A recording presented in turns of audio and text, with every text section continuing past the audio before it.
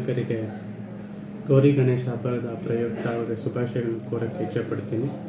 ಮೊದಲನೇದಾಗಿ ನಗರಸಭೆ ವತಿಯಿಂದ ಈಗಾಗಲೇ ಯಾರು ಗಣೇಶ ಇಡ್ತೀವಿ ಅಂತ ಬಂದಿದ್ದರೋ ಅವರಿಗೆ ಕಾಲಕ್ರಮೇಣವಾಗಿ ಅತಿ ಶೀಘ್ರವಾಗಿ ಪರ್ಮಿಷನ್ಸ್ನ ಕೊಟ್ಟಿದ್ದೀವಿ.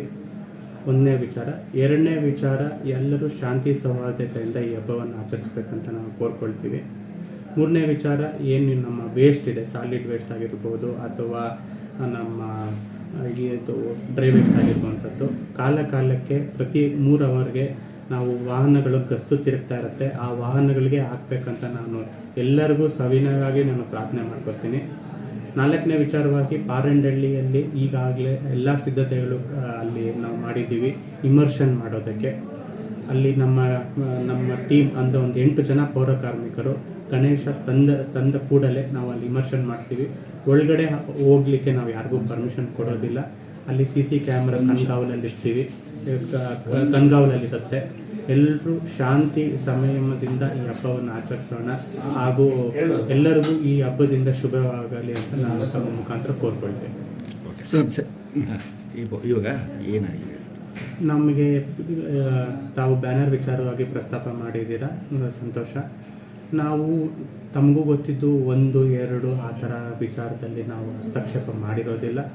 ಕಾನೂನನ್ನ ಆ ವಿಚಾರದಲ್ಲಿ ನಾವು ಸಡಿಲನೂ ಕೂಡ ಮಾಡಿರೋದಿಲ್ಲ.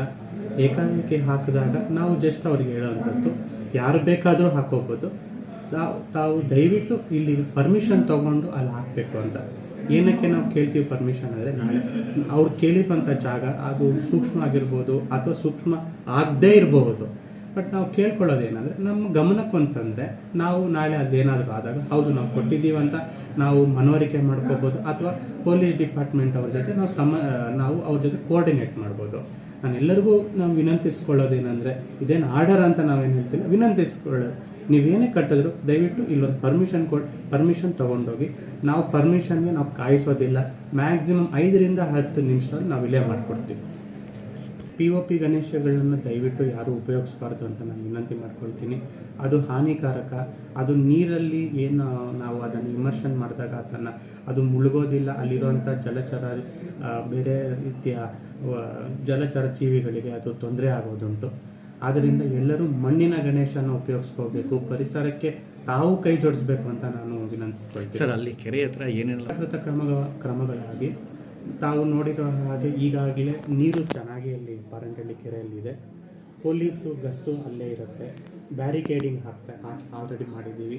CC ಕ್ಯಾಮ್ರಾಗಳನ್ನು ನಾವು ಅಳವಡಿಸಿದ್ದೀವಿ. ದೊಡ್ಡ ಗಣೇಶಗಳು ಬಂದಾಗ ಕ್ರೇನ್ ವ್ಯವಸ್ಥೆ ಕೂಡ ಮಾಡಿರುವಂಥದ್ದು.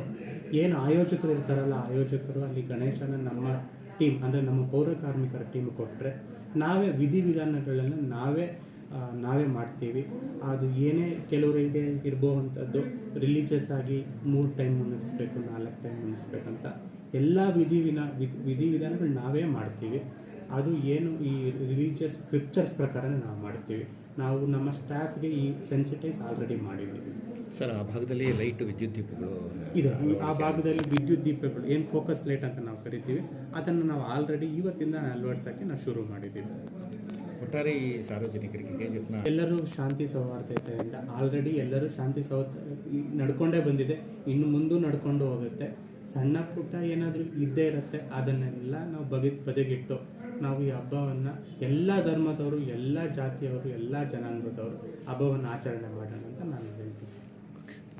Chaturthi, I wish all the KGF people to celebrate Ganesha in a very peaceful manner and also cooperate with municipality and do your cooperation. With the cooperation, please let it be in a peace way. Thank you. KGF ಜನತಕ್ಕೆ Gauri ಹಾಗೂ ಗಣೇಶ ಹಬ್ಬದ ಶುಭಾಶಯಗಳು. KGF மக்களுக்கும் வணக்கம். ಗಣೇಶ சதுர்த்தி